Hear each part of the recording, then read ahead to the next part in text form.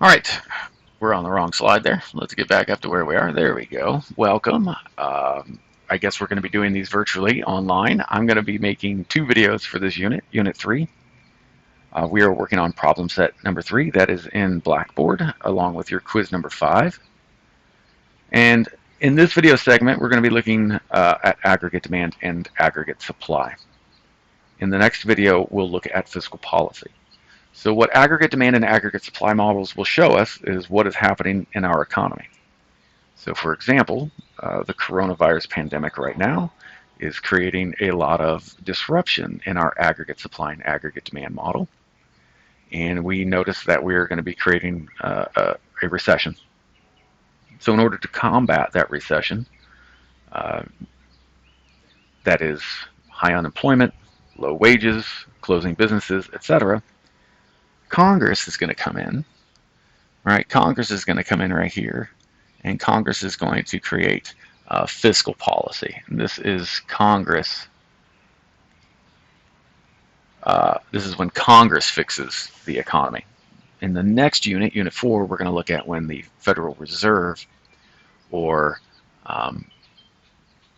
monetary policy, how the Federal Reserve combats, right? So right now, with the coronavirus pandemic, you have Congress creating a fiscal stimulus package, and you have the Federal Reserve creating expansionary monetary policy, which is lowering of interest rates in order to get us out of a recession. So we're going to look at how do we know when we're in a recession, or how do we know when we're in a bubble, when we're overproducing, and how do we fix those things.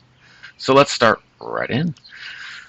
So we're going to look at demand, and we're going to look at we already looked at demand in a micro level, right? And we looked at, in our micro level, we looked at, okay, how, right? We look at tacos and we say, okay, what is somebody's demand? How many tacos would they purchase at, $3, right? And this was our demand schedule, right? At this price, what was the quantity demanded? That's a micro level. We're going to be looking at aggregate demand, which is a macro level. So we're going to be looking at, government spending. We're going to be looking at how much is being invested in. We're going to look at technology. We're going to look at international trade. We're going to look at consumer spending. We're going to look at all of those things, right? So we're going to look at a lot of different things in aggregate demand. So what is aggregate demand? Well, aggregate demand is all, right? We're going to look at all goods and services that are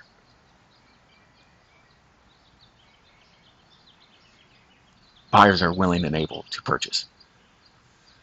Remember before, we only looked at one good or service, tacos, accounting services, etc. And we looked at them at a micro level. We looked at them just by themselves.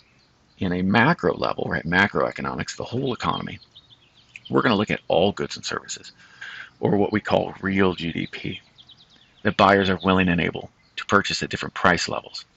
So it's basically the demand for everything by everyone. Well, how do we keep track of all those prices, right? Well, we keep track of all those prices by using the price level, right? So we're not looking at individual prices. We're basically looking at the price level. We're going to look at inflation, and we're going to look at deflation, right? So inflation is the increasing of prices, and deflation, is the decreasing of prices. You also have something called disinflation, which is when prices increase, but they don't increase as much as we had predicted. So, for example, we could say, okay, hey, gas prices might increase 3% this year. We had disinflation; they increased, but at 1.5%.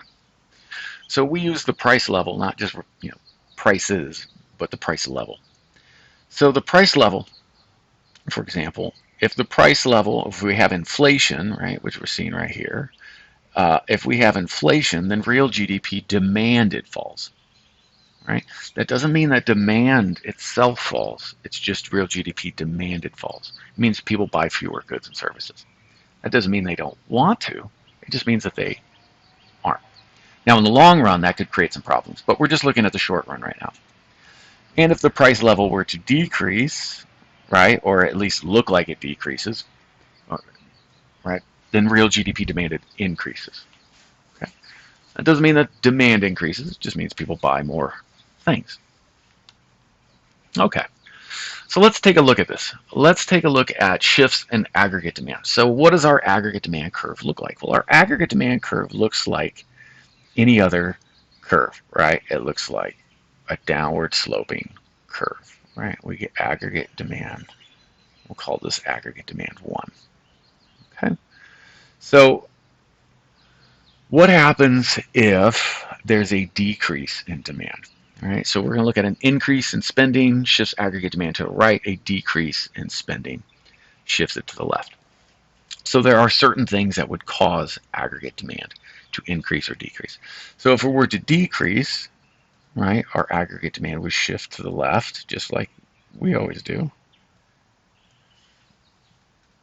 All right, and if our aggregate demand curve were to increase, right, we'd have something that looks like this. Okay. Now, what is aggregate demand made up of? Well, that's pretty simple. Aggregate demand is made up of consumer spending, government spending,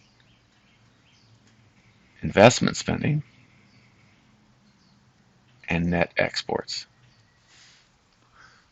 Wait a second, isn't that equal? If I remember that from last unit, you might be thinking to yourself, isn't that GDP? Yes, aggregate demand is GDP. So if you have an increase in consumer spending, an increase in government spending, an increase in investment spending, or an increase in net exports, right? So if we had an increase in that, then that means GDP would increase. If we have decrease in any of these,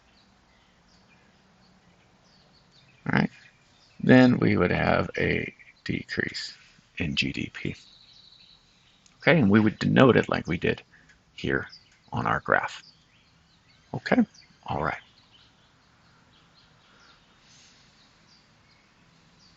So here are shifters of aggregate demand, all right?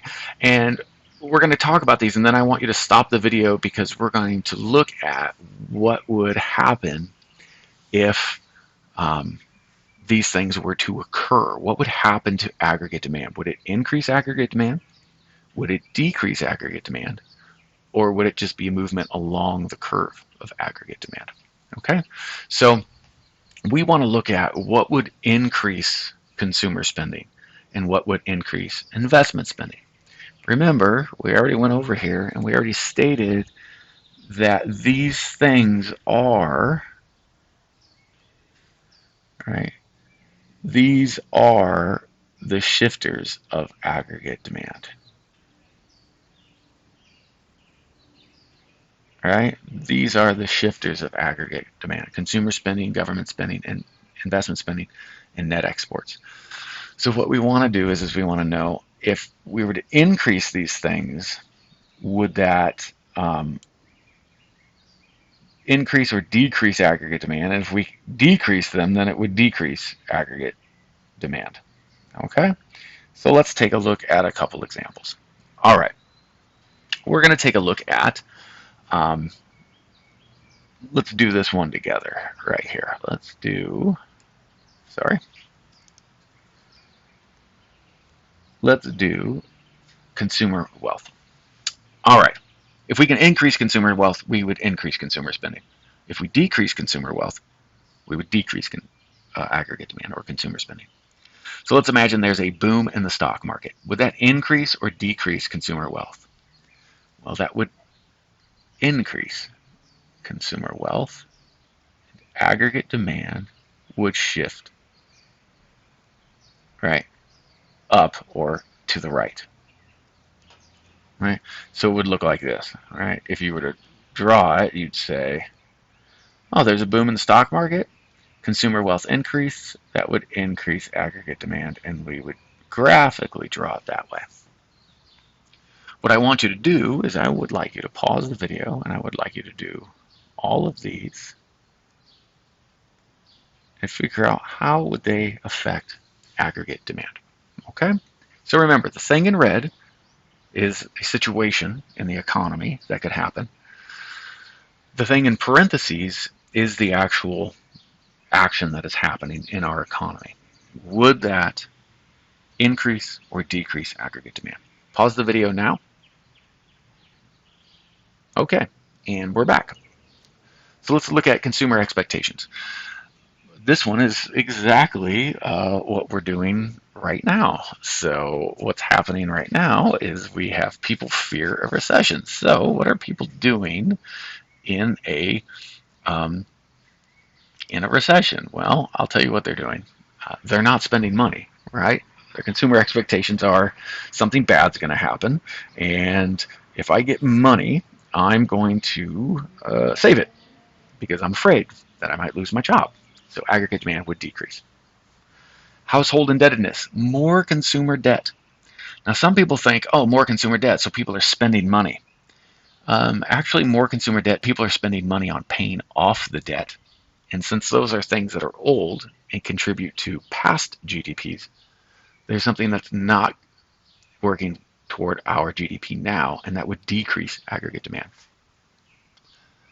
Taxes. A decrease in income taxes would give you more money and would give you more wealth, right? So therefore you would increase your spending. Aggregate demand increases, shifts to the right. Number two, change in investment spending. So we're looking at businesses and investment spending. Real interest rates, the price of borrowing money. Remember, an interest rate is always the price to borrow money. If interest rates go down, it's easier to borrow money. You'll borrow money and spend it. If interest rates are high, you won't borrow money and you won't spend that money. Just to give you a real life example right now, the Federal Reserve, in order to combat the recession that we're afraid we're going to go into right now, has dropped interest rates almost to zero. So if interest rates decrease, we'll look at the second one, would that increase or decrease investment spending? Well, if interest rates decrease, then investment spending will increase. Aggregate demand shifts to the right. If interest rates increase, aggregate demand decreases and shifts to the left.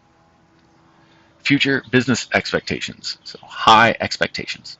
Well, if businesses think that things are going to be good, they'll spend more, aggregate demand increases. Productivity and technology. New robots help Ford make more cars. Well, then investment spending, they're going to go buy those robots. Business taxes. Higher corporate taxes means, we assume this means that it's more expensive to produce, and they're probably not going to be building new factories and things like that because they're spending that money on taxes. So investment spending decreases, aggregate demand decreases. All right, if you have any questions on these, just email me and I'll try to get back to you and explain it to you as best I can. All right, we're going to look at the other shifters of aggregate demand. We're going to look at change in government spending, and we're going to look at net exports. So what I want you to do is pause the video and figure out what would these things right here, right? What would these things do to aggregate demand if they occurred? And then what would these things do if they were to occur? What would they do to aggregate demand? Would it increase net exports, decrease net exports, increase government spending, or decrease government spending? Pause the video. Okay, so let's take a look at war. Well, war is a huge increase in government spending. So, right, this would increase aggregate demand.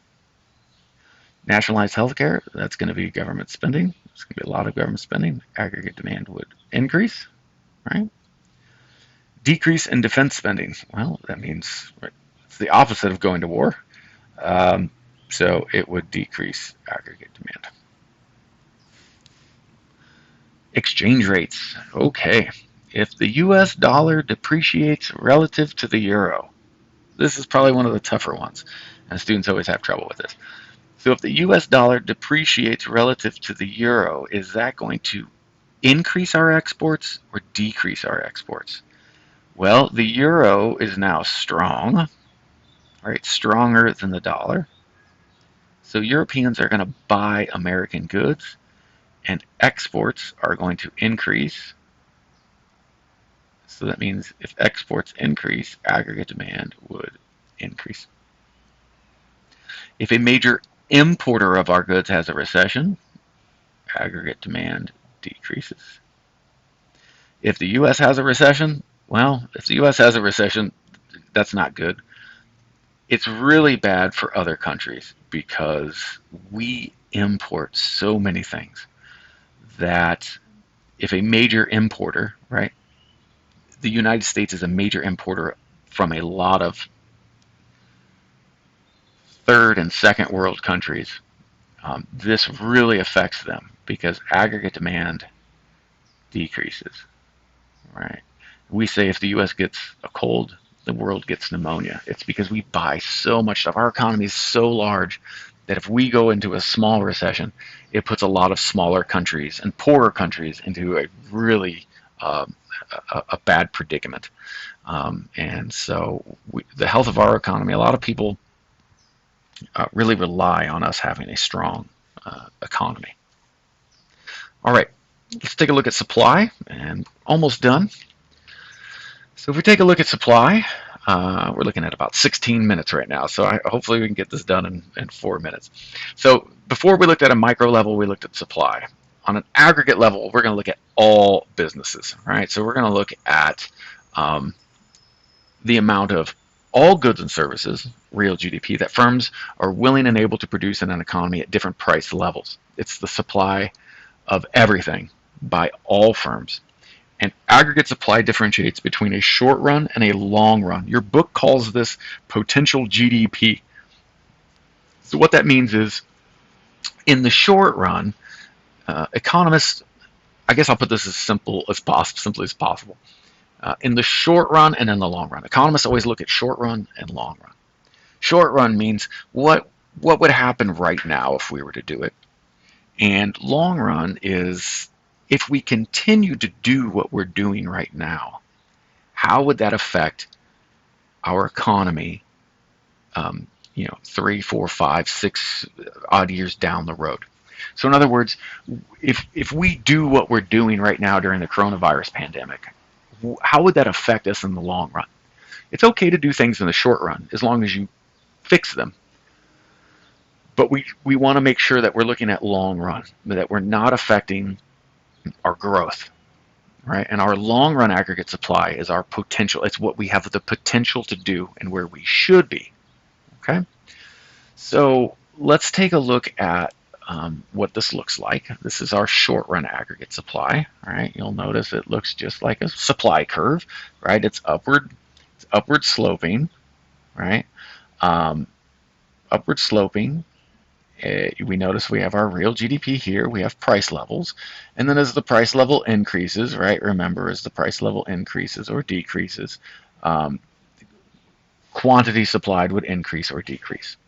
You'll also see that aggregate supply is sometimes referred to as short run aggregate supply.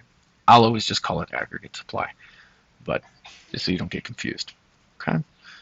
All right. So let's take a look at our long-run aggregate supply. And our long-run aggregate supply curve, our long-run aggregate supply curve differentiates between, right, so we have our long-run aggregate supply, which is right here. This is our long run.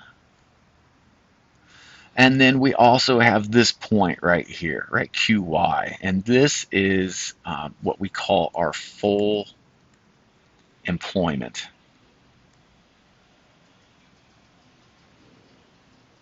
Right? This means full employment of resources, right? That means land, labor, capital, and entrepreneurship are all being used exactly the way that we're supposed to use them, right?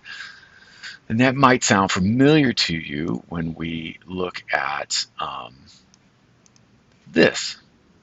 And you say, hey, I remember that. So let's imagine that we are working, and let's say that we have an economy that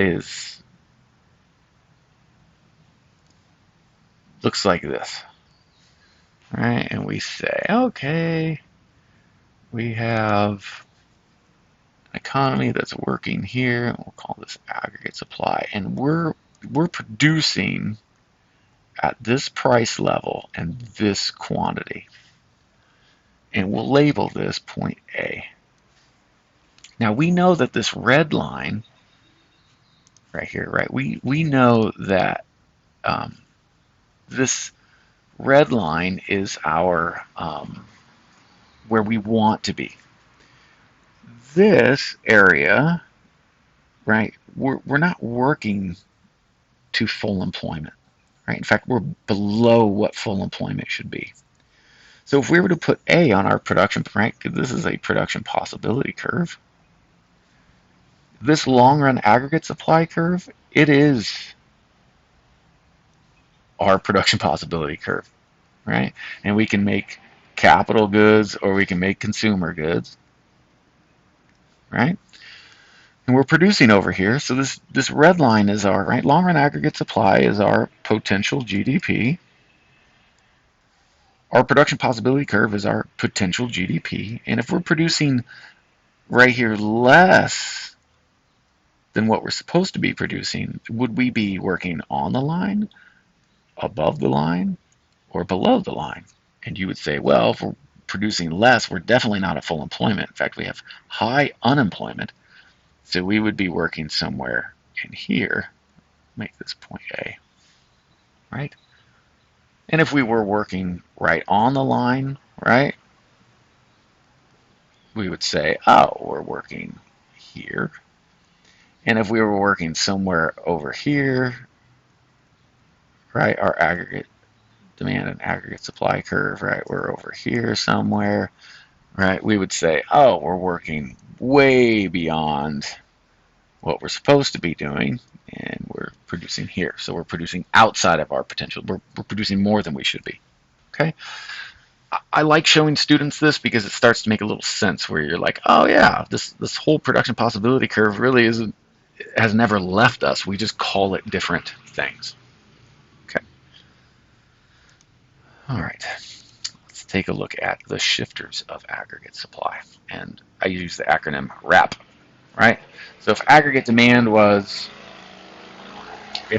demand equaled consumer spending, investment spending, government spending, and net exports, if this is aggregate demand shifters, right, what are our aggregate supply shifters? Well, they're resource prices, R,